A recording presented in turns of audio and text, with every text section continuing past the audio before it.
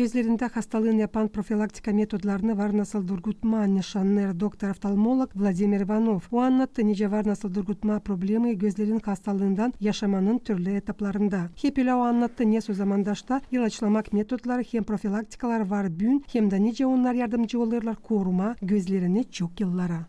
Vakit 14 yaşına kadar biraz daha büyük yaşta bu insanlarda var nasıl değişilsin görmeleri. Herlim onlar belli olmadıysadılar okulun çekitmesinden bir sıra yılda yetişir ya da pedalandıysadılar var nasıl taziyede. Patsientler 18 yaşından sonra nice kural gözlerinde değişilmekler var nasıl söyleme ani yok. Herlim onlar olmadıysadılar burayıdan onlar var nasıl 2 yılda bir sıra. Patsientler 40 yaşından sonra onlarda çekilişinden sonra daha hızlı değişilmekler. Diyeceğiz hepsi durumdan çekilir. Onları var nasıl bakma bir sıra uşaklar daha sık yıl ya da daha sık sıralar. Büyük yaşta patsientler yıl 2 ya da 3 sıra. Hepsi çekilir zanattan hem de işin koşullarından.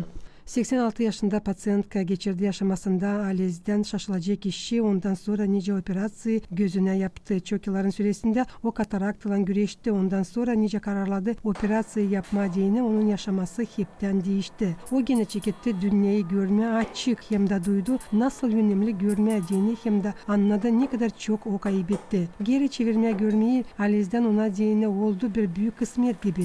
O geldi operasyon yapma diyeni ikinci gözüne de çevirmeye yere bütünden gözlerin görmesine o pay oldu. Nice operasyon prosesi onun yaşamasını değiştirdi.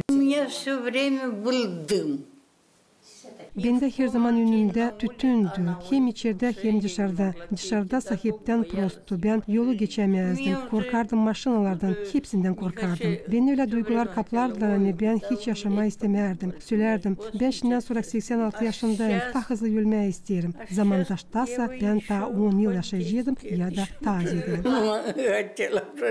Hep öyle biz Gagavuzya'nın yaşayanlarından öğrendik ne kadar önemli görmek hem de nice onlar koruyarlar kendi gözlerini. Любой человек обязан это здоровье беречь, хранить, и оно у него будет. Ни один врач ни зрения, ни другое здоровье не добавляет. Он помогает его или восстановить. Her bir adam mahsus lazım sağlığını korusun da sadece o zaman o onda olacak. Hiçbir de doktor ne de gözlerinden görmek ne de başka sağlığında o yardım etmiyor. O yardım eder bir parça vakitinden onu koruma. Вот, очки там, линзы. А в худшем потеря зрения. А потеря зрения – это один из важнейших органов чувств.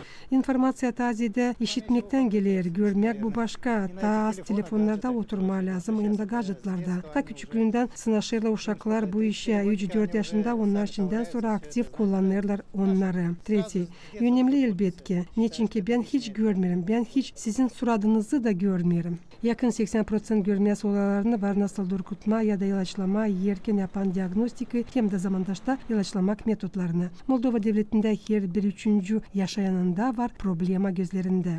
Polina Barbova, Olek Lotka, Valentina Karalia, Grigorij Stavilov, Artyom Topal, GRT Haberler.